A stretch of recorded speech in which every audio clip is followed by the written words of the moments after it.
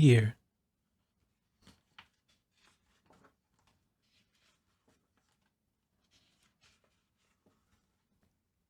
Hui Li was in a hurry. He was afraid he would be late for his English language class. If only he didn't have so much on his mind. "Good morning, Hui," Ms. Kim said as he took his seat. "Since it's January, we were talking about Tet. Mai was about to tell us her favorite part of the Vietnamese New Year."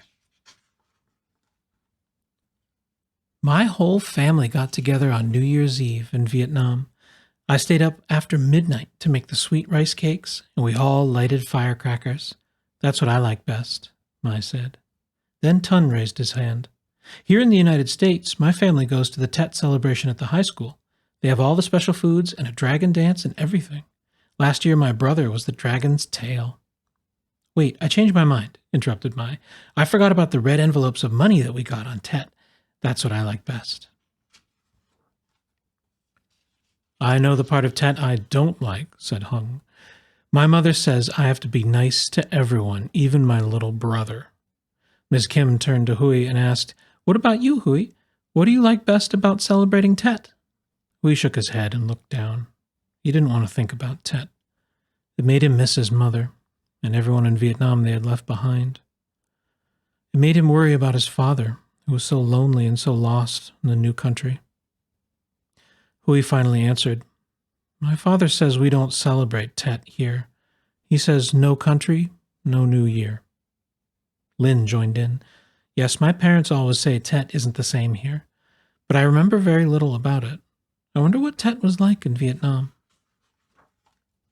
"Me too," exclaimed the other children. "Then the best way to find out is to have our own Tet celebration," said Ms. Kim. "On Saturday, let's meet at noon at Lien News Market to buy the supplies. Then we can go to my apartment and celebrate the new year." All the children were excited, all except Hui. He didn't feel much like celebrating anything. His new year wasn't looking too happy. As he walked home by himself, he heard Tun calling behind him. "Hui, let's walk home together. My mom made candied ginger for Ms. Kim. Even though it's a special gift for our teacher, I don't think she'd mind if we had a taste." "No thanks," Hui answered. "Are you coming on Saturday then?" "No, I don't want to. Besides, my father doesn't go to work that day. I should be at home." "Well, if you change your mind, I'll be waiting for you in front of my apartment," Tun answered. Saturday came, and Tun waited for Hui, but Hui did not show up. "Tun, you made it," said Ms. Kim when he arrived at the market out of breath. "We better get on with our shopping."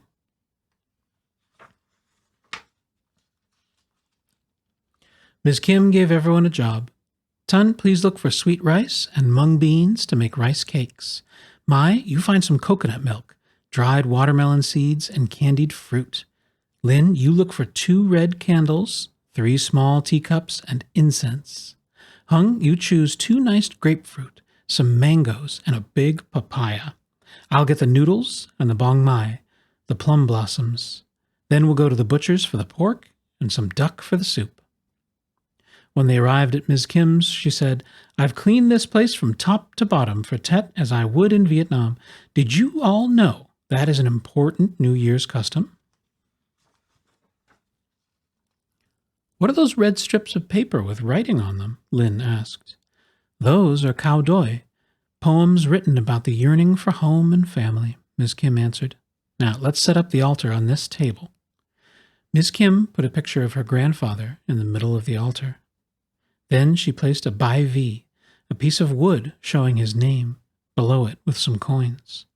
"Hung, put fruit next to the coins, please. That means our ancestors will have the things they will need in their life after death." "I know about the candles," said Mai. "They stand for the sun and moon, and the incense stands for the stars." "And I remember the part about praying in front of the altar at midnight," interrupted Lin. "We pray for a good year and good health for our family and friends, right, Miss Kim?" "Right, Lin. And we visit those friends on the 3rd day of the celebration. That's the day after you have invited your teacher for a big dinner," she said, laughing. "This would be a perfect 3rd day of Tet if all our friends were here," said Tun. "I wish Hui had come."